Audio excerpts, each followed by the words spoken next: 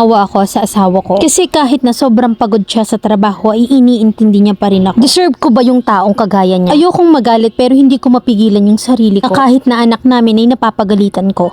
28 na ako at 32 naman yung asawa ko. 5 years kaming magjowa at 2 years na kaming kasal. Na ngayon nga ay meron kaming isang anak. Wala naman akong problema sa asawa ko kasi sobrang bait niya. Sobrang mapagmahal, sobrang maalalahanin at sobrang sipag niya ring magtrabaho. At kahit na nga busy siya ay palagi siyang naglalaan ng oras sa amin ng anak niya. Na kahit na kailan ay hindi niya ako pinagbuhatan ng kamay at hindi rin ako nakarinig ng kahit na anong masakit na salita galing sa kanya. At nung kakapanganak ko pa lang sa anak namin ay ayaw niyang nagpupuyat ako. Kasi kailangan ko daw ng sapat na tulog para meron akong lakas para mag-alaga sa baby namin kapag nasa trabaho siya. Kaya ang ginagawa niya ay siya palagi yung nagpupuyat sa pag-aalaga ng baby namin tuwing gabi. Kapag naman nakauwi na siya galing sa trabaho ay kinukuha na niya sa akin si baby. Para naman siya yung mag-alaga sa baby namin. Na every week din kapag day off niya ay nagde-date din kami. Meron siyang magandang trabaho, malaki din yung sahod niya na 6 digits a month. Na ngayon nakadestino siya abroad. Nabibigay niyang lahat ng gusto ko at pinaparamdam niya talaga sa akin kung gaano niya ako kamahal. Pero feeling ko ay parang hindi ko siya deserve. Na siguro kasi sa sobrang pagmamahal niya sa akin ay parang hindi ko kayang tumbasan ang pagmamahal na binibigay niya sa akin. Simula nung nabuntis at nanganak ako ay sobrang nagbago na ako. Sobrang lumaki yung katawan ko, manipis na yung buhok ko. Marami na akong stretch marks at nag-iiba na rin yung ugali ko. Napakabugnutin ko na kahit na nga wala siyang ginagawang masamay nagagalit ako sa kanya. Na kahit na nga sa mga simpleng bagay ay napaka-OA kong mag-react. Naawa na ako sa asawa ko kasi sobrang pagod na siya sa trabaho ay iniintindi niya pa rin ako. Sinasabi niya sa akin na normal lang daw yung pagbabago sa sarili ko kasi kakapanganak ko pa lang. At naiintindihan niya raw ako kasi baka daw postpartum yung nararanasan ko. Na kahit daw nagbago yung physical kong anyo sa paningin ko, sa paningin niya raw ay ako pa rin yung babaeng pinakamamahal niya ng sobra. Na kahit na kailan ay hindi daw yun magbabago. Mamilan, deserve ko ba yung taong kagaya niya? Na ayaw ko mang magalit sa kanya pero hindi ko mapigilan yung sarili ko. Na kahit na yung anak namin ay napapagalitan ko kahit na baby pa. Hindi ko na maintindihan yung sarili ko, mahal na mahal ko naman yung mag-ama ko. Letter sender, Leah.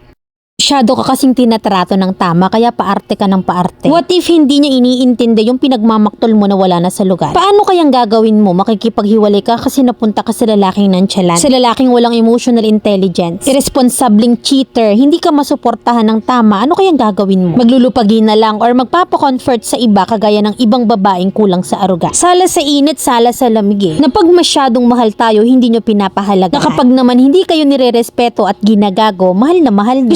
Gusto niyo yung gagong treatment yung walang peace of mind, yung mauutas ka nakakaisip kung papaano titino. Sadyang ma-attitude tayong mga babae noon pa. Doble nga lang nung umana kasi nga hindi naman tayo tumailang. May hormonal imbalance pa tayo pero kapag naman tinatratong tama ka, pilit na iniintindi ka. Huwag sanang abusuhin, napapagod din yung asawa mo kahit napagod ay inaasikaso ka pa. Napag ganyan ka ng ganyan na pati-bati pinagdidiskitahan mo parang hindi na tama. Badly needed mo na ng professional help. Sa attitude mo kasi na tinatrato ng tama pero nag-aalburuto. Lalo na't nasa abroad yung asawa mo, delikado sa'yo yung anak mo. Tsaka may 6-digit salary naman si Mr. Edi pamper yourself. Spoil yourself. Go out with friends kahit na one day lang. Na baka lang kasi nabibigla ka lang sa nagaganap sa'yo ngayon kasi first time mom ka. Kasi kailangan din nating mag-adjust lalo ngayon na may anak at asawa ka na. Hindi lahat ng bagay ay mag-a-adjust sa ating mga babae na pag tinatrato ng tama ay umuo na baka sa huli mawala yung pagka-love team nyo.